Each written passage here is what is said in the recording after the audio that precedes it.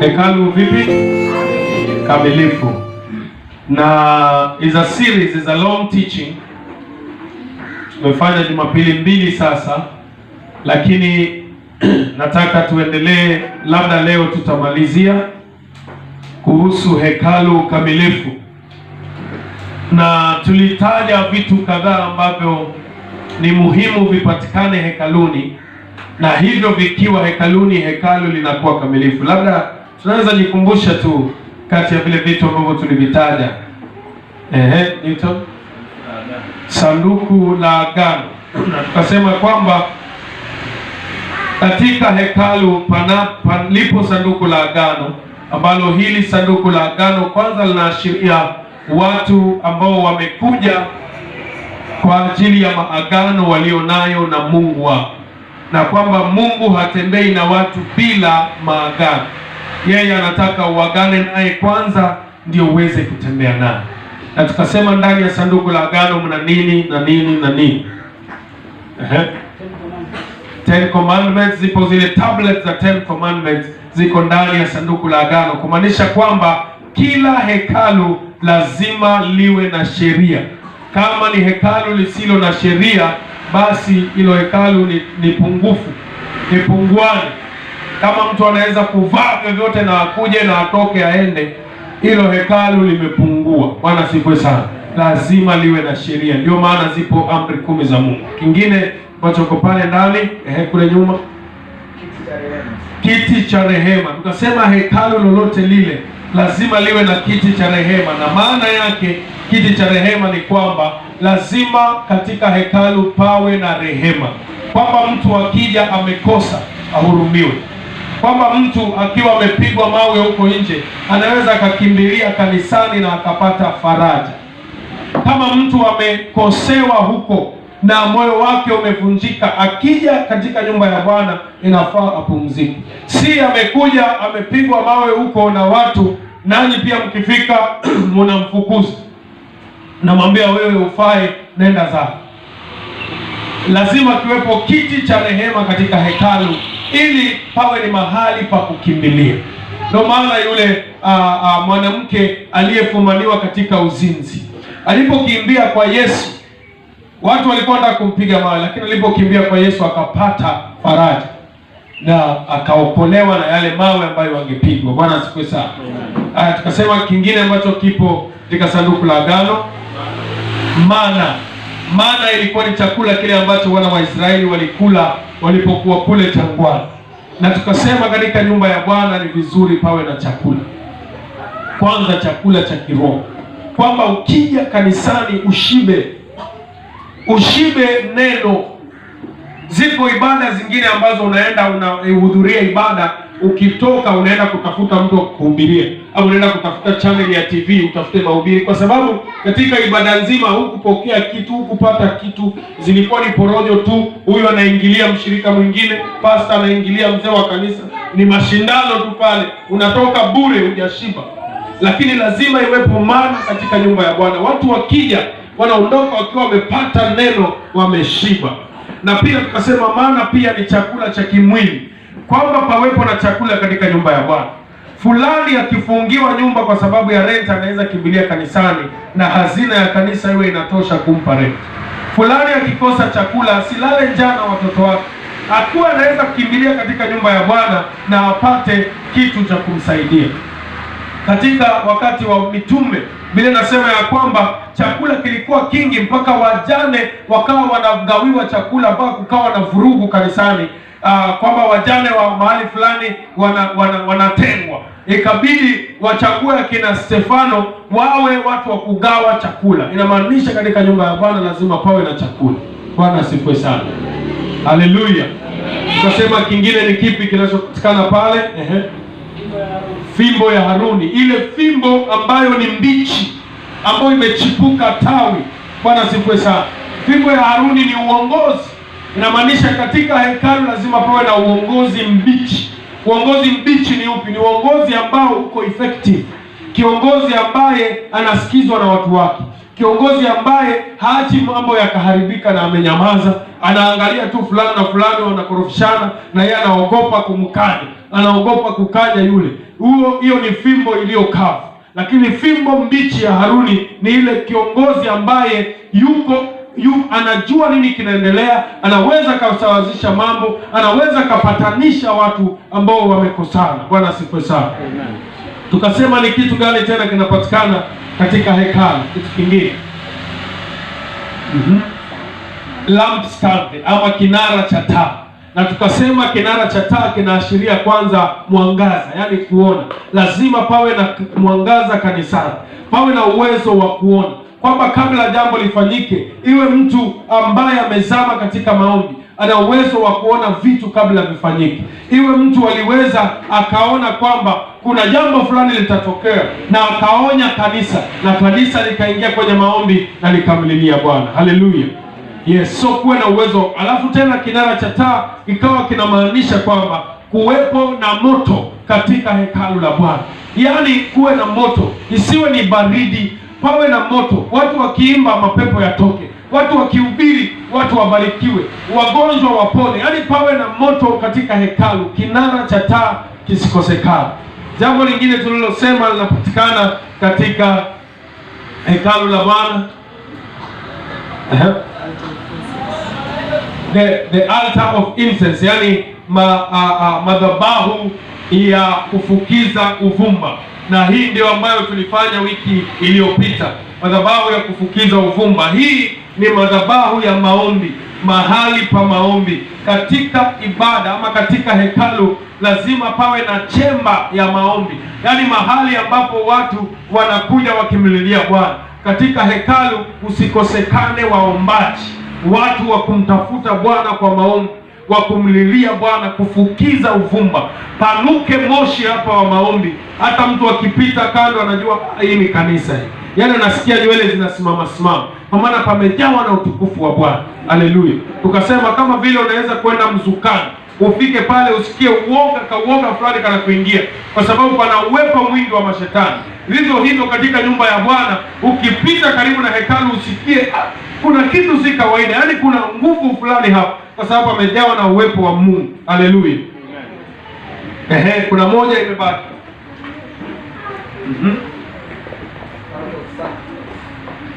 The altar of sacrifice. Tulitaja hiyo. Altar of sacrifice, madhabahu, yes, madhabahu ya dhabihu. Ile ingine ilikuwa ya kufukiza uvumba, madhabahu ya dhabihu, ambayo hii tukasema dhabihu ni lile toleo ambalo unatoa kwa sababu fulani muhimu maalum sana. Unaweza toa useme, kabla nianze mwaka nataka nimtolee Bwana hii sadaka, na huwa ni kubwa, huwa ni kitu kikubwa ambacho kinakupunguza. Kama ulikuwa nikasema hivi, kwa mfano kama niko na Biblia 2 alafu nichukue moja nimpe huyu mpendwa, hapo sijatoa dhabihu, kwa sababu nilikuwa na 2, nimempa moja, hiyo nimetoa.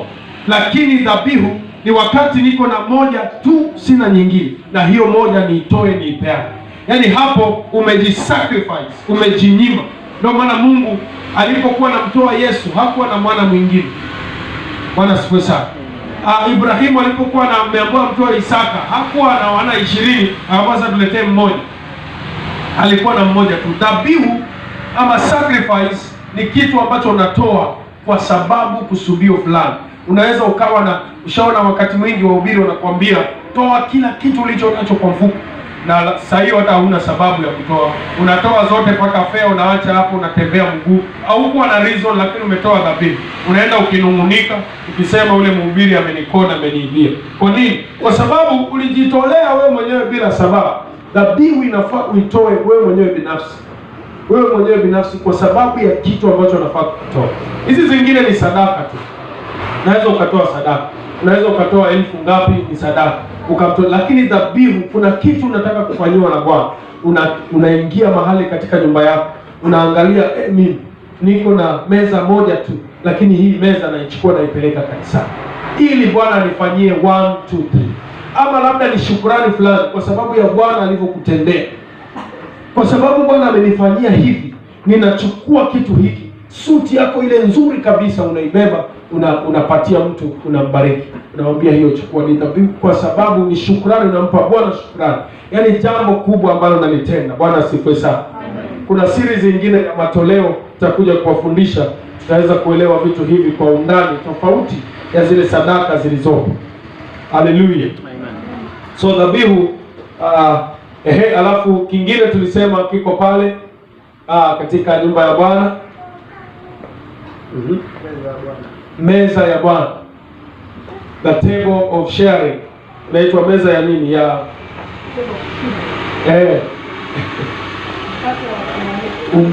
meza ya mkate wa uonyesho. Bwana asifiwe sana. Ambapo tukasema ya kwamba kama vile wakati wa Pasaka Yesu alikaa na wanafunzi wake na wakamega mkate, wakanywa na divai pamoja. Ni muhimu sana kanisa iwe na muda wa kumega mkate pamoja, na hii ni ibada ya Holy Communion. Inaleta watu pamoja, inaleta umoja wa kanisa, na inawafanya watu wakumbuke kifo cha Kristo. Leo nataka tuendelee, ama kuna moja tumebakisha? Leo nataka tuendelee pale pale na tuendelee na hekalu takatifu. Hekalu takatifu, hekalu takatifu. This series is going on. Na kwa wale ambao wangependa details kamili za ujumbe uliopita Jumapili hizo mbili, inapatikana kwa page yetu ya Facebook ambao ni LPC Shelly Beach, LPC Shelly Beach Facebook. Itafuta LPC Shelly Beach utaipata. Unaweza ukailike na ukasubscribe ukawa member pale. Jumbe zote huwa tunatuma pale, naweza ukabarikiwa ukiwa nyumbani na ukashare na wenzako, and the Lord will bless you. So today I want us to look into other things that are found in the temple of God. Katika hekalu kamilifu ni vitu vipi tena vinafaa kuwepo? Nataka tuangalie Ibrania 9:1-7.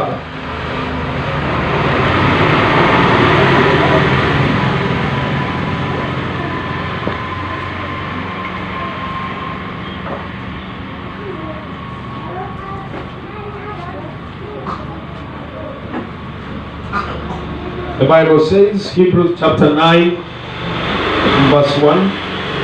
Basi hata agano la kwanza lilikuwa na kawaida za ibada na patakatifu pake pa kidunia. Lakini vipo vitu vingine ambavyo pia vinajitokeza pale, na ukiwa na muda utaenda ujisomee Exodus chapter 25 and chapter 26. Chapter zote mbili, 25 yote na 26 yote ya Kutoka. You will get all the details there. But today I want to show you other sections ama sehemu za hekalu, na ya kwanza ni the bronze basin. The bronze basin ama beseni la shaba. Beseni la shaba. Bwana Yesu asifiwe. Asema Bwana asifiwe. Beseni la shaba. The bronze basin was also found. Na beseni hili lilikuwa la nini? Wakati ule Musa akiwa jangwani, walipotengeneza hekalu, kulikuwa na beseni la shaba. Beseni lile kama lile la kuogea ambalo unatumia nyumbani, lakini hilo lilikuwa la shaba, bronze, imetengenezwa kwa chuma fulani. Na ndani ya beseni lile lilikuwa linawekwa maji. Hivyo watu walikuwa wakija kwa ajili ya ibada, kabla waingie hekaluni. Bwana asifiwe. Haleluya. Kabla waingie ndani ya hekalu, walipitia katika lile beseni, na ndani ya beseni mle mlikuwa na maji. Walikwenda wakaosha uso na wakaosha miguu na mikono. Kunawa miguu, uso na mikono, na kwa lugha ya Kiswahili sanifu inaitwa kutawadha. Bwana asifiwe sana. Ambapo inatumika sana kwa rafiki zetu hawa Waislamu, hilo jambo la kutawadha, kwa sababu wale bado wameshikilia zile sheria za zamani na bado wanaendelea na ibada desturi vile ilivyokuwa. Hamna tofauti sana ya ibada ya hawa jamaa na ibada ya Wayahudi. Hamna tofauti. Kwa sababu gani? Ni majirani, wanakaa pamoja pamoja. Isitoshe ni wana wa Ibrahimu, mmoja walitoka na Ismaili, wengine wakaenda na huyu. Sasa desturi ni zile zile. Bwana asifiwe sana. Lakini katika ulimwengu wa kiroho vitu hivi vilikuwa na maana zaidi ya kutawala tu, vilikuwa na maana zaidi ya kuoga uso tu na miguu na mikono. Bwana Yesu asifiwe. Nasema Bwana Yesu asifiwe. Sasa beseni hili lilikuwa na maji, na ilikuwa ni sharti mtu akija katika, kabla aende mbele za Bwana, aweze kunawa miguu, aweze kunawa mikono na aweze kunawa uso. Hili beseni hata sasa katika hekalu kamilifu lazima liwepo, lazima liwepo. Tulisema hekalu kamilifu sio hekalu ambalo tu limepambwa na vyandarua curtain ama pazia za kupendeza. Hiyo haifanyi hekalu kuwa kamilifu. Hekalu kuwa kamilifu sio vyombo vingi vizuri, hapana, wala watu waliovaa vizuri na kupendeza. Lakini vipo vitu katika Biblia ambavyo vilikuwa vya physical things, lakini sasa vinahitajika katika hekalu la leo. Bwana asifiwe sana. Amen. Sasa hapa kwetu hatutaleta beseni, tujenge beseni la shamba pale, watu wakija waoge kwanza ndio waingie. Hatutafanya hivi. Labda kama tumeweka carpet safi hapa, alafu sasa ukiwa kumenyesha kuna matope, uoge matope, lakini hiyo haitakusaidia. Ila beseni lile la shamba bora lilikuwa na maji, kazi yake wakati ule ilikuwa la kutoa najisi. Sema najisi. Ilikuwa la kutoa najisi, na najisi ilikuwa sehemu tatu. Ilikuwa la kutoa najisi ya miguu, ndio maana walikuwa wanaosha miguu. Maana yake nini? Kwamba labda katika shughuli zao walitembea wakakanyaga sehemu ambazo zilikuwa chafu, walitembea wakakanyaga sehemu ambazo zilikuwa chafu, sasa wakanajisi miguu yao. Ndio maana wakija wanaosha miguu iwe safi. Vivyo hivyo ndio maana pia ya kutoa viatu ili waingie hekaluni, kwamba viatu vina uchafu na vina najisi kwa ajili ya kule walikotembea, walikokanyaga. Alafu wakaosha na uso. Najisi ya uso sana sana ni najisi ya macho. Kwa sababu gani? Ya kuangalia na kutamani, ya kutazama na kuona wivu, ya kuangalia na kuona vitu vibaya, najisi ya macho. Ndio maana walikuwa naosha uso, kisha baadaye waoshe mikono. Hiyo ni najisi ya utendaji, ya matendo, kwamba mtu huyu anaweza kuwa katika shughuli zake amefanya vitu visivyo vizuri, sasa ananawa mikono. Bwana Yesu asifiwe. Amen. Haleluya. Amen. Lakini leo inamaanisha nini? Ni muhimu kwamba beseni hili la shaba liwepo katika hekalu. Kwa nini?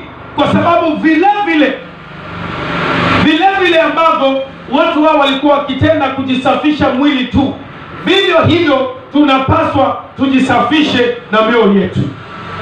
Bwana asifiwe. Tunapokuja hekaluni tunakuja kutakaswa, tunakuja mahali pa usafi, mahali pa kusafishwa. Wanaokuja hekaluni sio watu wazuri kabisa, sio watu ambao hawana mawaa wala dhambi, lakini tunakuja hekaluni ili tupate utakaso. Na utakaso huu si wa mwili tena, kwa sababu mwili huu hautaurithi ufalme wa Mungu. Hata ukaosha uso lakini moyo una dhambi, haitoshi. Bwana asifiwe. Hata ukaosha miguu ikang'ara na ukatoa viatu, lakini ndani ya moyo wako una chuki na hasira juu ya mtu fulani, haisaidii. Hata ukanawa mikono ikawa safi ya kupendeza na ya kuvutia, lakini kama ndani ya moyo wako unawaza kumpiga mtu kofi, haisaidii, kwa sababu matendo ya mwili yanaanza katika moyo. Ili mtu aamue kufanya jambo fulani, yale mambo yametengezwa wapi? Moyo. Bwana asifiwe sana. Maana moyo ndiyo injini ama mashini inayomwendesha mtu, na maamuzi yote ya akili, maamuzi ya miguu na mikono na macho yanatoka katika maamuzi ya moyo. Sasa ni muhimu pawepo na utakaso hekaluni, pawepo na utakaso hekaluni, ili kwamba mtu kabla atokee mbele za Bwana anaweza kuja na apate tiba ya msamaha, apate toba ya msamaha. Na hapa basi beseni lile ambalo lilikuwa la shaba ambalo lina maji ndani yake limebadilika sasa. Bwana asifiwe. Nasema beseni lile limebadilika kwa sababu lilitengenezwa na shaba. Ni sawa na ile nyoka aliyoinua Musa kule jangwani, ilikuwa ni nyoka ya nini? Ya shaba.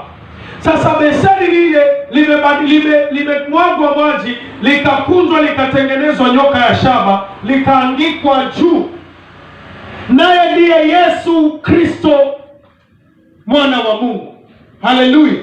So badala ya beseni la shaba tuna nini? Tuna nyoka ya shaba ambayo imeinuliwa juu. Alafu yale maji yaliyokuwa ndani yake yalimwagwa, si maji tena, ni damu iliyotiririka kutoka pale juu katika ile nyoka ya shaba na ikailijaza lile beseni. Sasa hatuna beseni tena, lakini tuko na kijito cha utakaso. Sema kijito cha utakaso. Haleluya. Katika hekalu lazima pawepo na kijito cha utakaso, kwamba mtu akija na dhambi harudi na dhambi zake, kwamba mtu akiingia ni mkosaji anapata nafasi ya msamaha. Mtu akiingia ana hukumu ndani yake. Mtu huyo akifika anazama kwenye kijito cha utakaso, anaoshwa dhambi zake, anaoshwa nafsi yake, anaoshwa moyo wake na anakuwa safi. Bwana asifiwe sana. Nataka nizungumze na mtu ambaye amekuja na hukumu. Nataka nizungumze na mtu ambaye amekuja moyoni mwake akisema kwamba mimi siko sawa. Nataka nizungumze na mtu ambaye anasema sifai mimi mbele za Bwana, kwamba hapa ni kijito cha utakaso. Ile beseni Musa aliyoitengeza ilitengezwa tena ikawa nyoka ya shaba, na ndiye Yesu Kristo akaangikwa juu na akamwaga damu yake. Ile damu ikaleta utakaso. Kijito cha utakaso kiko hapa. Haleluya. Namna gani? Kijito cha utakaso kitele kukutakasa. Je, unajua ya kwamba wakati ule maji yale ya beseni yalikuwa hayaishi? Bwana asifiwe sana. Hakuna wakati mtu angeenda kutawada apate maji yameisha. Ndio maana leo kazi nyingi ninazozifanya mimi, hufanya kazi za kuchimba visima. Vingi tunavichimba misikitini. Kwa nini? Kama kuna kitu msikiti haufai kukosa ni maji. Yaani afadhali wakose hata rufu hata nini, lakini maji wasikose, kwa sababu sheria ya Musa ilikuwa yale maji ya kutawada yasiishe. Sasa ilikuwa lazima beseni lijazwe kila asubuhi. Bwana asifiwe sana.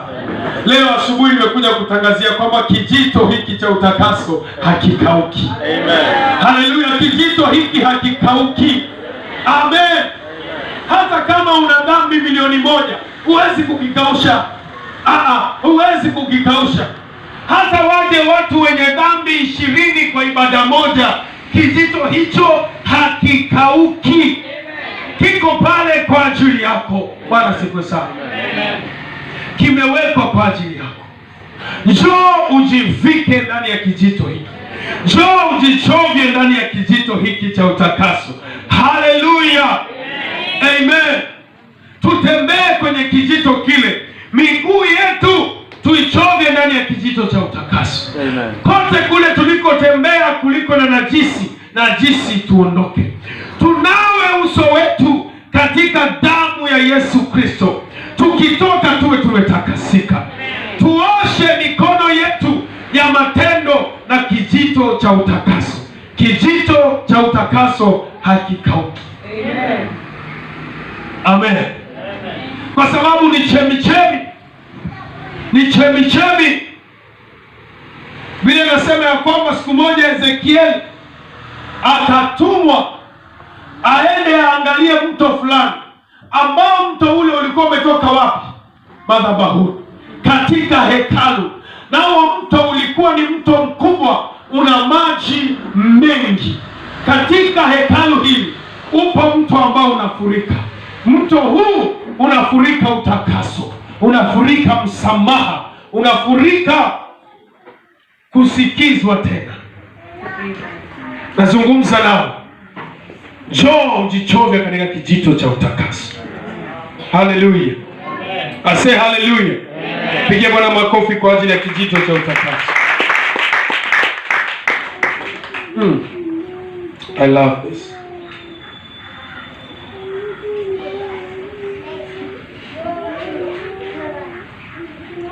I love this. Mahali pa pili, ukitoka kwenye beseni, palikuwa na hema ya kukutania. Sema hema ya kukutania. The tent of meeting. Tent of meeting. Hema ya kukutania. Vipo vitu muhimu hekaluni, na hii ni moja wapo. Hema la kukutania. Wakati ule ilikuwa watu wakishatawada ama wakinawa, wanaingia katika hema la kukutania kusikiza mausia ama mashauri ya kuhani. Vile vile hawa jamaa wanafanya hivyo. Utawakuta Ijumaa wameketi wanasikiza hotuba, si ni kweli? Ijapo siku hizi wamejenga na udongo na mawe, lakini zamani zile ilikuwa ni hema, watu wanaketi na wanapata hotuba. Na leo hii pia hema linatakikana katika nyumba ya Bwana. Mahali, unajua wakati wa hema la kutania, wakati mwingi haikuwa tu peke yake wanafundishwa neno la Bwana. Ilikuwa pia ni hema ambapo watu wangekuja na shida zao for counseling, na wasaidiwe shida zao. Na kungekuwa na kesi pia, wangeketi kwenye hema, kesi zile zitatuliwe. Labda fulani alichukua kitu cha fulani na hakurudisha, walibidi wakutane kwenye hema pamoja na kuhani aweze kusuluhisha hizo matatizo. Hema la kukutania ilikuwa ni mahali pa kusawazisha mambo. Biblia inasema siku moja Yethro alitembea jangwani kwenda kumwona Musa aliyekuwa amemuoa msichana wake. Alipofika kule akapata kuna msururu wa watu wengi wamesimama wakimngoja. Jamaa anatatua kesi moja baada ya nyingine wakiwa wameketi kwenye hema. Mpaka Yethro akamwambia, bwana, utajiua mapema kwa sababu watu wote hawa utamaliza saa ngapi kutatua kesi zao? Hebu tafuta wazee, uchague wazee, uwaweke in charge ya 100 ama ngapi ngapi, waweke in charge ya makundi fulani fulani, halafu hao watakuwa wakizungumza na yale magumu ambayo yatawashinda sasa yaje kwako. Sema hema la kukutania. Tunahitaji hema la kukutania katika hekalu leo. Unajua siku hizi hekaluni kumekuwa vipi? Pamekuwa tu ni mahali pa ibada. Unakuja, unahubiriwa injili, sawa, unaimba, unatoa jasho, unarukaruka, lakini kuna biashara fulani ulianza, unanisikiza? Kuna biashara fulani ulianza, lakini hiyo biashara haiendi vizuri. Haiendi vizuri, lakini umehubiriwa, yale mahubiri hayajalenga kule mahali ulikuwa unataka. Kuna tatizo fulani uko nalo, lakini kanisani hakuna muda wa mtu wa kukaa naye akushauri kuhusu kufanya biashara. Hakuna hema la kukutania. Una shida fulani na nyumba yako, mmeo ama mkeo, kuna mahali mnasumbuana, lakini katika kanisa ni ibada tu. Baada ya ibada watu wanafunga virago wanaenda zao. Hakuna mahali kundi la wazee wameketi wakingoja kesi kama hizo waje wazitatue. Bwana sifiwe sana. Na watu wamekuwa na shughuli nyingi kiasi cha kwamba wakimaliza tu ibada mtu anabeba mkoba wake amechomoka ameenda. Zamani nakumbuka tulipokuwa wadogo, ilikuwa mnamaliza ibada mnakaa kama masaa 3 pale kanisani. Hakuna kuondoka. Vijana wanakutana pale, wanaongea, wanamaliza, bado unapata fulani na fulani wameketi chini ya mti fulani, wanapiga story, wanaulizana maswali. Mzee fulani na mzee fulani wanakaa mahali, wanaulizana, bwana, mimi watoto wangu bwana hawafanyi vizuri, sijui kama ile shule. Anamwambia achana na hiyo shule, kuna shule nzuri mahali, wacha nikupeleke nikuonyeshe. Yaani kuna hema la kukutania. Watu wanaweza kukutana baada ya ibada wakapeana mashauri, wakasaidiana, wakapeana usia. Bwana asifiwe sana. Lakini leo hekalu limekuwa ni mahali hakuna kuaminiana. Yaani mtu afadhali afe na shida yake lakini asiambie mshirika mwenzake. Ni kweli si kweli? Kwa sababu ukimwambia mwenzako ili akushauri, kumbe umeambia mwanahabari. Baada ya hapo utasikia hiyo story imetembea mpaka imefika ng'ambo ingine ya feri. Sasa afadhali siku hizi mtu afe na mambo yake, hata afadhali aende ashiriki na rafiki wa nje huko nje, lakini sio mshirika mwenzake, kwa sababu hema la kukutania halipo tena. Watu wamekuwa hawaaminiani, hakuna kuaminiana. There is no fellowship in the house of God. But we need a tent of meeting, mahali ambapo unakuta wamama, kanisa imeisha lakini hawaendi, wameketi tu wanazungumza, wanashauriana kuhusu kukulea watoto, kuhusu pampers gani ndio nzuri kushinda pampers zote. Diapers gani ndio nzuri? Je, ni pampers ama ni gani? Bwana sifiwe sana. Lakini unakuta mambo kama hayo hayapo. Hema la kukutania ni muhimu. Naomba tujenge hema hapa Lifeway. Haleluya.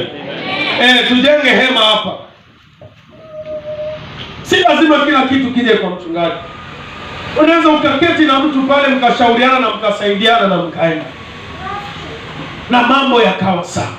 Hema la kukutania limekosekana. Ndio maana watu wanaenda mpaka wanaanguka kwenye dhambi, kwa sababu mtu ako na temptation fulani, jaribu fulani liko pale, lakini anaogopa kushare na kiongozi wa vijana kwamba mimi bwana nimejaribika na kitu fulani, kwa sababu ile jambo haitakuwa siri. Watu siku hizi hawajui kuweka siri. Hata wachungaji unaweza kuconfide naye kwa sababu ni mtu umemwamini, ni baba yako wa kiroho, unamwambia tatizo lako la ndani. Siku nyingine unasikia anahubiri, na hiyo ndio mfano anatoa anatoa illustration. Alisahau kwamba wewe ni mshirika wake. Nasema mahali fulani nilikuwa, jamaa mmoja akakuja akaniambia hivi na hivi. Bwana sifiwe sana. Kwa sababu siri tumezikosa, maadili. Sasa imekuwa ngumu kuwa na hema ya kukutania. Watu wanaharibika na shida zao wenyewe, wanaumia huko nje. It is difficult to share things with people.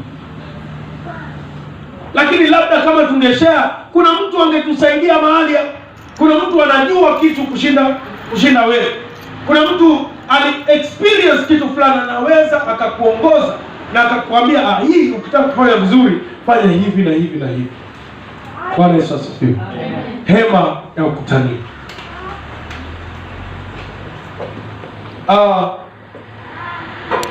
Mahali pengine ambapo panapikana katika hekalu. Sijui kama mnaenjoy ile fundisho. Haleluya. Mnasoma kitu lakini unaona vile hekalu lilikuwa kamilifu, vitu muhimu. Jambo lingine ambalo linapatikana katika hekalu, mahali panaitwa the holy place, patakatifu. Patakatifu. Patakatifu. Patakatifu. Bwana asifiwe sana.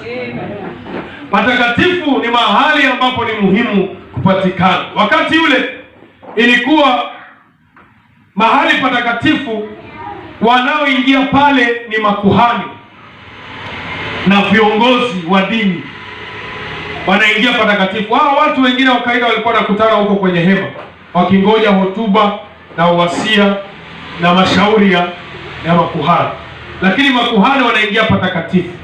Pale patakatifu ndipo mahali walikuwa wanamega mkate, ndipo mahali walikuwa wanachanganya zile divai, palikuwa na meza zile za uonyesho, mahali pale ndipo palikuwa na kinara cha taa, mahali patakatifu. Na ni wale viongozi ndio walikuwa wanaingia pale, wanapanga mambo kwa ajili ya kundi. Kundi ni ile congregation ama washirika. Washirika wako kule wanangoja kupewa maagizo. Sasa leo tutafanya 1 2 3. Leo tutafanya 1 2 3. Patakatifu. Lakini wanakutania wapi? Wanakutania patakatifu. Makuhani wamege mkate wawapelekee. Wafanye nini? Wapelekee mausii. Leo patakatifu ni wapi? Mahali pa watenda kazi. Sema mahali pa watenda kazi. Mahali pa watenda kazi. Bwana Yesu asifiwe sana. Amen. Katika hekalu lazima pawe na chumba cha watenda kazi. Mahali pa watenda kazi, yani wahuduma. Pawe na sehemu ya wahuduma needed. They would plan things, alafu wapeleke kwa congregation. Sasa katika hekalu patakatifu, hekalu la leo is not a physical place. Sio chumba cha ukweli. Bwana asifiwe sana. Kuweka hazina yuko tu kuweka hazina. Yaani huyo mweka hazina hana tofauti na bank account. Unajua bank account haikuamulii ufanye nini pesa zako, si ndio? Ukitaka kuzichukua, si unazichukua. Ukitaka kuzitoa uzipatie mtu, nani ashaenda kwa ATM ikamuuliza, sasa hii 2000 unataka kutoa uifanyie nini?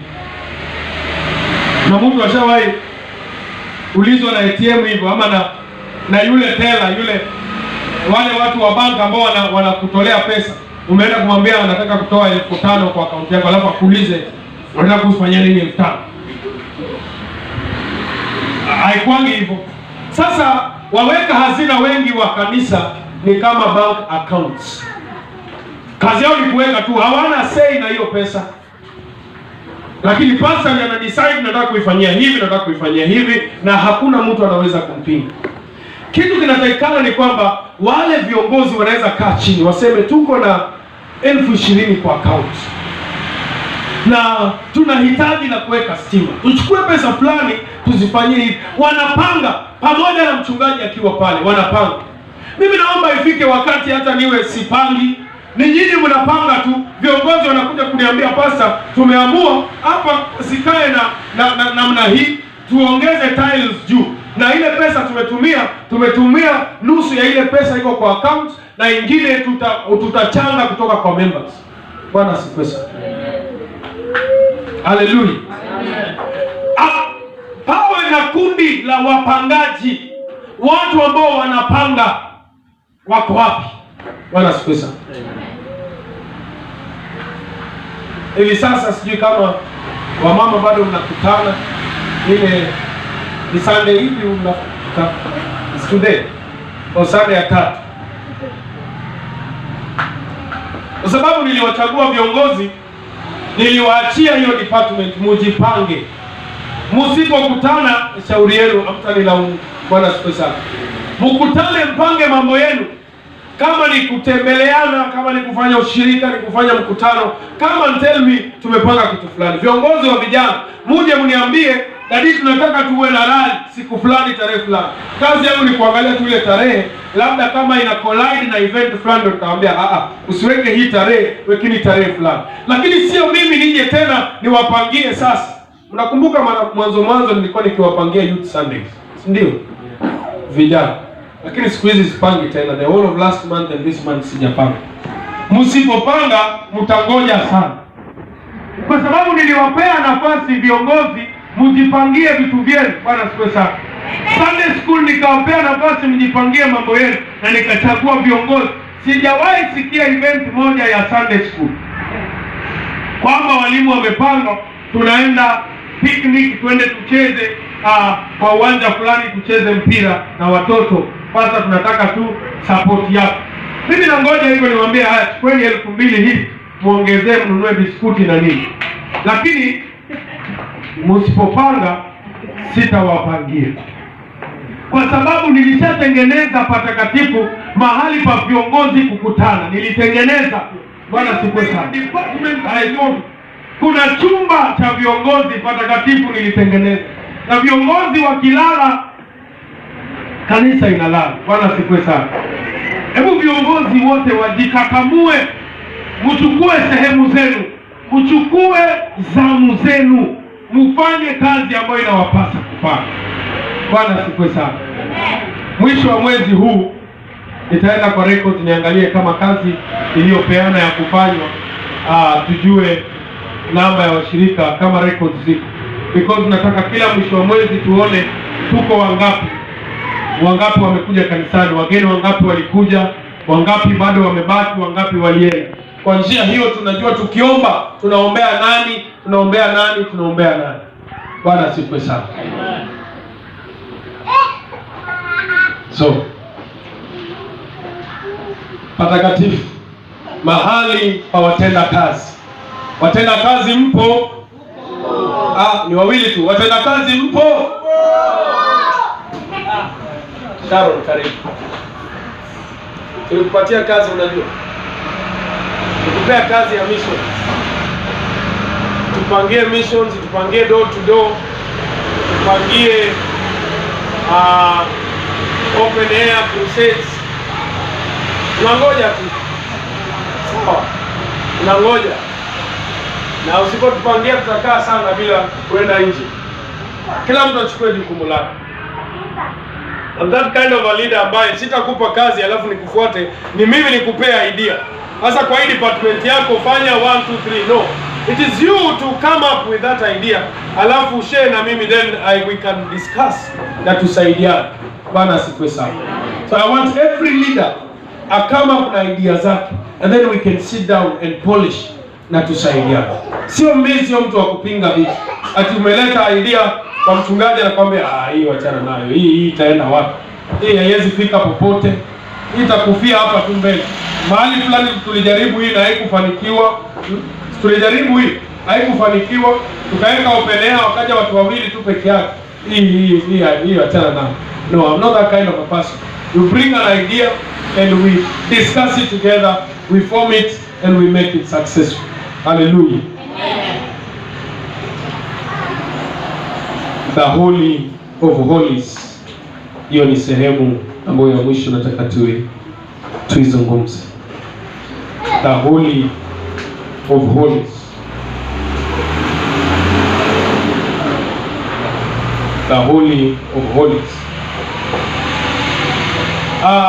Revelation ama ufunuo ama maelezo ya mambo haya yanaweza kuwa tofauti na vile ambavyo uliyajua, kwa sababu nimeyachukua kwa mkondo fulani wa ile the physical church ambayo ilikuwa zamani, na tumeileta maana yake ya leo. Bwana asifiwe sana. So the Holy of Holies ilikuwa ni chumba maalum ambacho mtu mmoja tu aliruhusiwa kuingia pale. Alikuwa anaitwa kuhani mkuu. Bwana asifiwe sana. Haleluya. Ase haleluya. Kuhani mkuu peke yake alikuwa anaruhusiwa kuingia pale. Naye alikuwa anaingia pale, sababu kubwa kumuingiza pale is to intercede for his people. Aende awaombee watu wake. Bwana asifiwe sana. Amen. Kazi ya kuhani mkuu ilikuwa anaingia pale ndani na damu ameibeba kwenye kikombe. Alichinja mnyama, anabeba damu, anaingia nayo patakatifu pa patakatifu. Anaenda anamwaga ile damu katika madhabahu, anawaombea watu msamaha, wasamehewe. Na alikuwa akiingia anafungwa mnyororo, sawa Anafungwa kamba kwenye mguu wake. Kwa nini? kwa sababu labda anaweza kuwa pia yeye kuhani ana dhambi. Akiingia kule ndani akiwa ni mtu alitenda dhambi, hatarudi na kufia huko. Sababu alikuwa ni mahali pa kuogofya sana, mahali patakatifu sana. Sasa angeingia na mawaa, angekufia huko. Na kama amekufa huko, wewe ukijifanya unaingia umtoe, pia nawe wafa huko.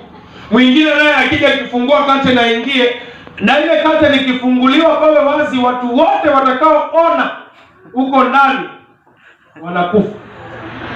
Hata ndio maana ilikuwa anafungwa kamba, ili akiingia na akae huko, ibada imeisha lakini pastor atoke. Ibada imeisha, mchungaji atoke. Mnafanya nini? Mnavuruta ile kamba, mnatingisha. Na yeye naye anajibu, anaitingisha. Akitingisha najua bado mzee amezama huko chini, anatafuta Bwana. Kuna roho zinatulia, unajua jamaa yuko sawa. Lakini mvurute hivi msikie, hakuna tofauti. Mvurute, hakuna tofauti. Unajua mzee aliingia vibaya, ameenda. Bwana sifiwe sana. Sasa mkijua ameenda, mnamvuruta anatoka na chini pale, na mnamtoa, mnapiga kampeni mkitafuta kuhani mwingine. Bwana alienda. Patakatifu pa patakatifu. Of course tunajua ya kwamba hekalu la zamani, Kristo alipokuja, alipokufa msalabani, pazia ilipasuka, si ndio? Pazia ilipasuka, ikawa kuna uwezo wa kuona patakatifu pa patakatifu. Akatupatia nafasi ya kuingia patakatifu pa patakatifu. Bwana asifiwe sana. Hiyo iko sawa. Lakini katika hekalu, chumba kile kilikuwa kinamaanisha nini? Pale mahali pa patakatifu pa patakatifu ni mahali gani? Bwana asifiwe sana. Tumesema ya kwamba kuhani mkuu ndiye aliyekuwa anaingia. Bwana asifiwe sana. Hiyo ni ofisi. Sema ni ofisi. Haleluya. Ni ofisi ya kuhani. The pastor's office. Katika hekalu lazima kuwe na ofisi ya kuhani. Na nikisema ofisi, simaanishi ofisi ya chumba cha kawaida, mahali ambapo pastor amewekewa meza kubwa na kiti na kuzunguka akiangalia Marekani na kusini na kaskazini na magharibi. Alafu kuna kalamu pale kama 8 zimewekwa na kalenda na kompyuta na vitu viko pale. Simaanishi ofisi ya namna hiyo. Bwana asifiwe sana. I don't mean the physical room for an office. Lakini lazima iwepo ofisi ya mchungaji katika kanisa. Ni sehemu ya mchungaji, is the imaginary office, but it is the department of the pastor. Ama inaitwa the pastoral chamber, the pastoral space. Kuwe na space ya mchungaji katika kanisa, ofisi ya kuhani. Unajua, sijui kama utaamini, lakini unajua zipo kanisa nyingi ziko na wachungaji lakini hazina ofisi ya mchungaji. Hiyo ni ngumu kuelewa kidogo, si ndio? Yaani mchungaji yupo physically kwa jina tu, lakini hakuna ofisi ya mchungaji. Ukija kutafuta pastor wa kweli haupati.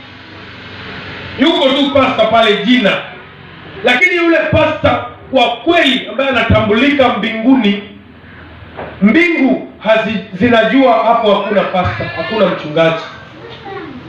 Kondoo hapo hawana mchungaji. Mbingu ikitazama hivi unaona hakuna mchungaji hapo.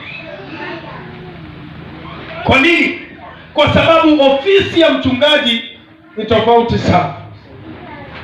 Kuhani alikuwa kazi yake ni kuingia na damu. Bwana asifiwe. Kuingia na nini? Na damu.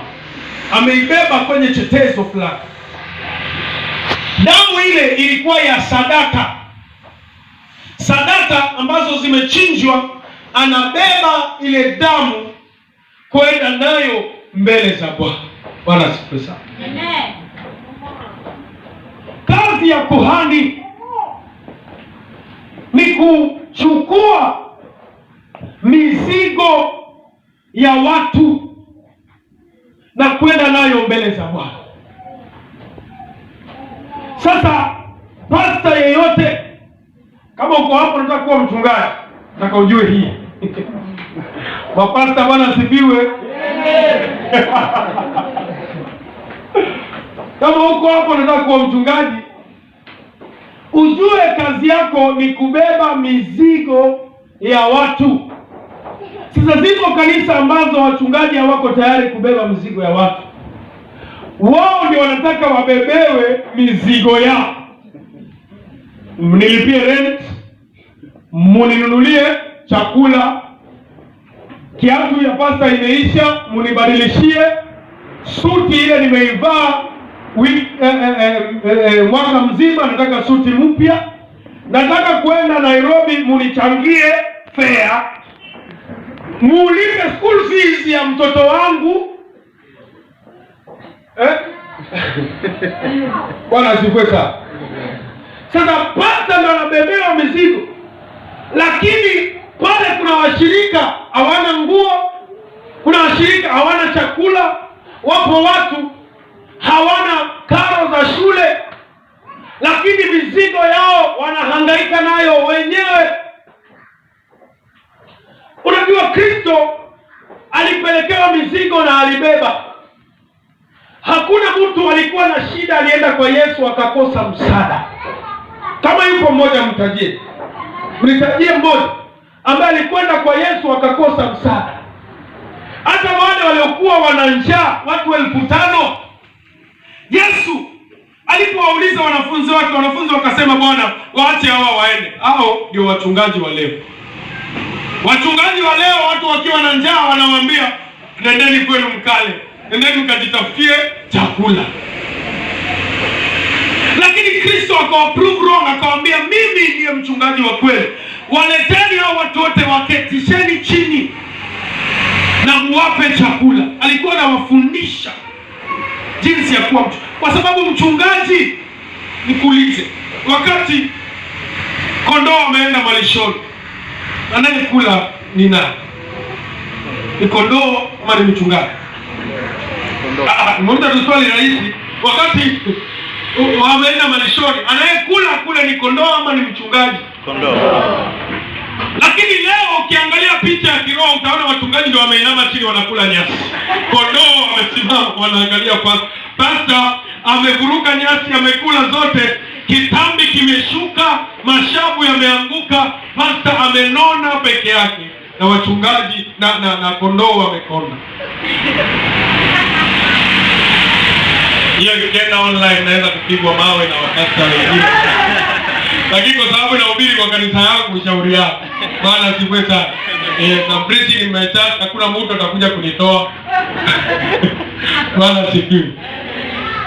Leo hii wachungaji ndio mnaenda malishoni, hao ndio wanakula, na kondoo wanabaki wakiambiwa ngojeni pale. In fact, kondoo ndio wanabeba nyasi wakileta. Wanaenda wakitafuta nyasi wakimletea mchungaji. Mchungaji ameinama pale, anabugia nyasi tu, anakula nyasi. Inasikitisha pekee. Wale wachungaji wa kubeba mizigo ya watu wako wapi? Watu ambao wanaweza akaketi chini akamsikiza mtu shida yake, akamsikiliza na akamsaidia. Sio lazima amsaidie na pesa. Unajua si lazima kila mtu anakuja na shida yake anataka pesa. Unajua hiyo ndio akili tumekuwa nayo. Kama mtu akisema pasta anataka kuona niko na shida, tayari unajua hii ni pesa anataka. Hata kabla ya kuja unataka pesa ngapi? Kuna mtu anahitaji ushauri tu. Umwambie, hebu fungua biashara ya namna fulani. Biashara hiyo, na akifungua kwa sababu wewe ni baba umempa na baraka, anafanikiwa. Kuna mwingine tu anataka tu support yako, ajue tu kwamba katika jambo hili siko peke yangu. Pasta wangu wako na mimi, amenisupport. Unaweza kuwa hata hujampa hata shilingi. Bwana asifiwe sana.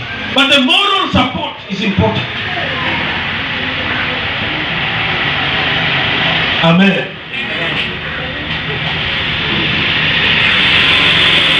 Na ukiona pasta analalamika kwa sababu ya kubeba mizigo, huyo si mchungaji. Unajua wapo wale ambao wanalalamika tu kabisa kwamba nabeba tu mizigo ya watu hawanijali, hawaniangalii, wameniacha. Mmeachilia baba, hamjui anakula nini, hamjui ni nani. Ushawaiona mchungaji ule wa kweli kule mashambani, ameenda kwa zizi la kondoo, anawagombeza kwamba wamemwachilia. Nyinyi mmeniwachilia, mmeniwachilia, hamunilei, hamunitunzi, ninateseka na mimi ndio baba yenu. What is supposed to do? Wewe kama mchungaji, walishe kondoo. Ukiwalisha naturally wanatoa maziwa, si ndio? Maziwa yatajaa tu, kwa sababu watakula vizuri, watanona, watazaana, na hautakosa maziwa. Ukienda kwenye zizi utaenda tu na ukamue.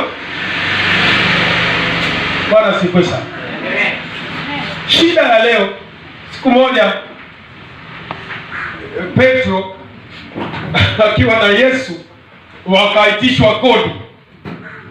Wakaitishwa nini? Kodi ama tax, ushuru, walipe mahali. Yesu hiyo siku wako na kitu. Unaona, alikuwa broke. Jamaa alikuwa amekaukiwa. Petro naye pia vile amekaukiwa.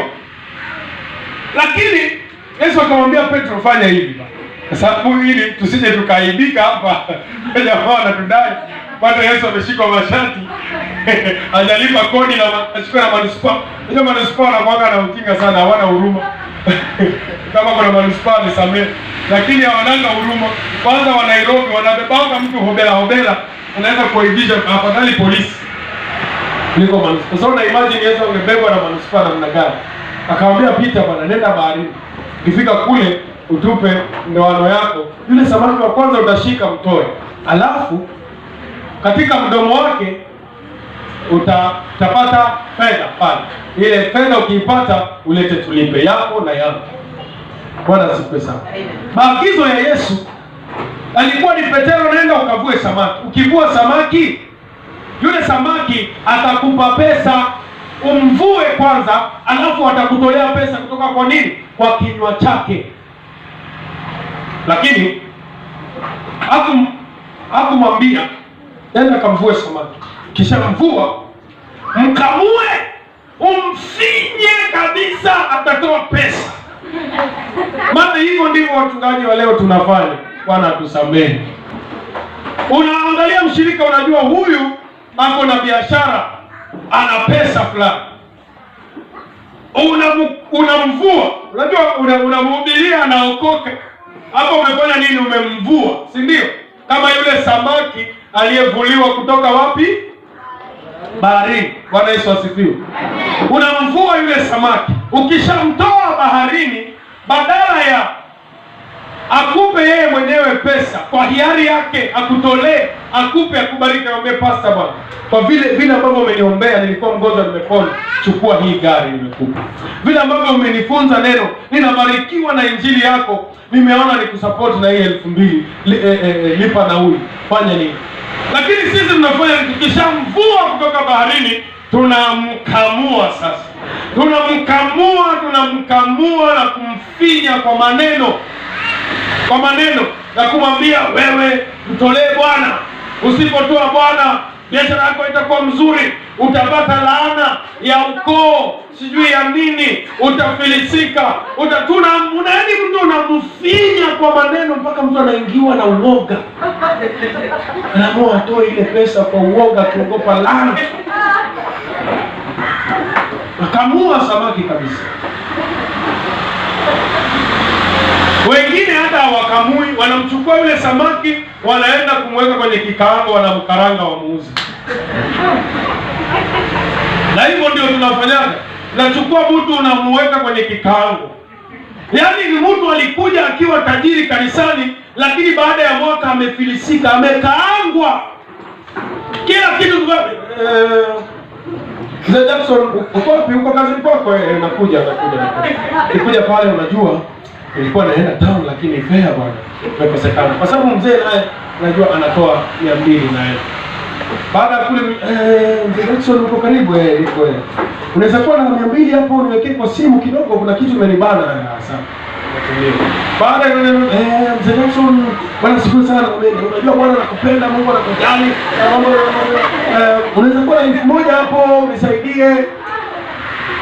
Sasa alimkaanga na 200, amempindua pande nyingine na mkaanga na 1000, na mpindua pande nyingine na mkaanga tena siku ya pili. Tuesday unampindua huku na mkaanga.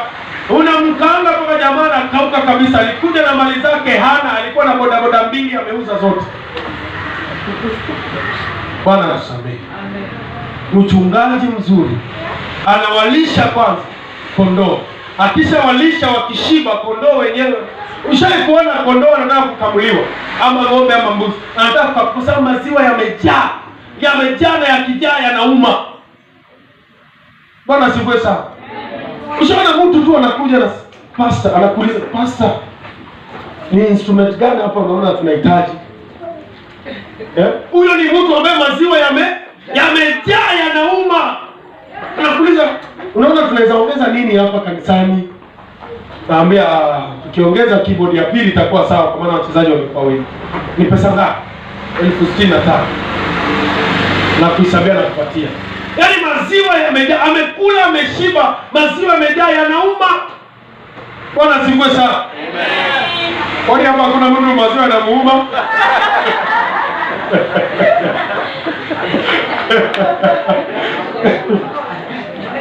Ama mjashiba baba.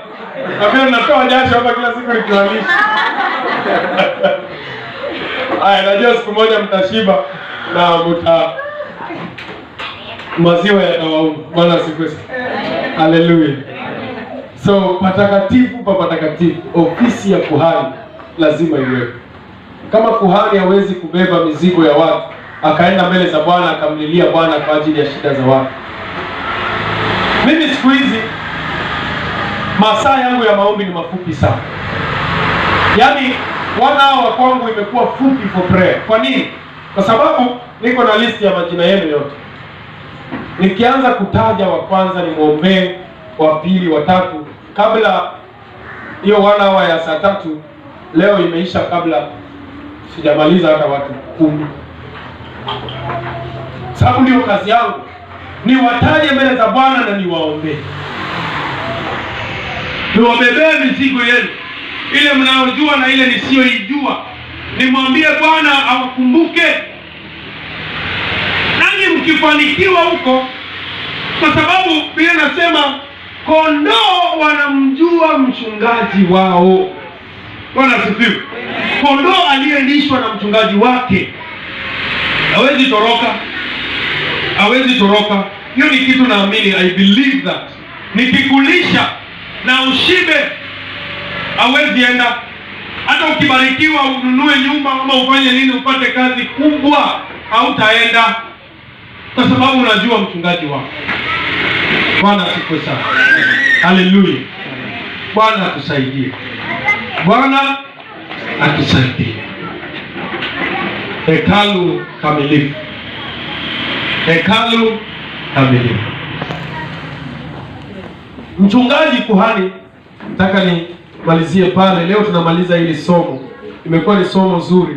I wish tungekuwa na DVDs tunaweza ziuza za hekalu kamilifu. Bwana sifiwe sana.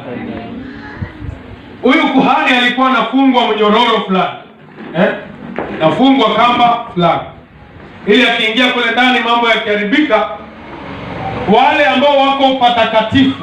Sawa? Si hapa ilikuwa ni patakatifu kwa patakatifu. Kuna watu ambao walikuwa patakatifu. Kazi yao ilikuwa ni kumngoja huko. Wakiona mzee ametulia sana, wanaangalia je, ako sawa? Ile department tumezungumza hapo nyuma ya viongozi. Viongozi, Bwana asifiwe. Sasa viongozi wa leo wanafaa wamfunge pasta wao mnyororo fulani. Sawa ya kumwangalia kama ako sawa. Sasa acha nijipigie debe kidogo. Okay? Bwana asifiwe. Inafaa mnifunge mnyororo fulani. Ile chain inaitwa chain of communication. Chain of communication. Baada ya muda kidogo unavuta hivi, unaangalia mzee ako sawa. Ukifika Monday asubuhi, siende tu kwa shughuli, vuta nyororo kidogo. Kama mimi mwenzako vuta nyororo. Vuta nyororo uangalie. Yaani kuvuta nyororo ni sawa na ile shenge ya Nairobi ya kufanya nini? Kuvuta waya. Kupiga nini simu. Piga simu ama atuma ujumbe. Uliza tu pastor naendeleaje? Bwana asifiwe sana. Sharon, sijamazi sana unavuta nyororo saa nyingine. Unavuta nyororo. Nauliza dadi vipi? Nyamaza uko sawa? Kwa sababu anaweza kuwa ameingia huko ndani lakini mambo hayako sawa. Mambo hayako sawa. Hata yeye pia kuna vitu anavipitia. Kuna mambo yanamsomba. Yeye ni baba pia. Yeye ni mume wa mtu. Anaweza kuwa kimeharibika huko nyumbani. Bwana asifiwe. So ukikaa kidogo vuta nyororo. Bwana asifiwe. Lini? Jawe kunivutia nyororo. Mtu gani hajawahi kuvuta nyororo mwingine hapa? Wengi sana mvutangi nyororo. Mimi ndio nawatafuta. Natafute unaendeleaje? How are you? How are you doing? Bwana asifiwe sana. So ukikaa kila mtu akuwe na namba ya pastor wake. Kuwa nayo. Ukikaa kidogo unavuta nyororo hivi. Naangalia kama mzee yuko sawa. Naangalia kama yuko sawa. Bwana asifiwe sana.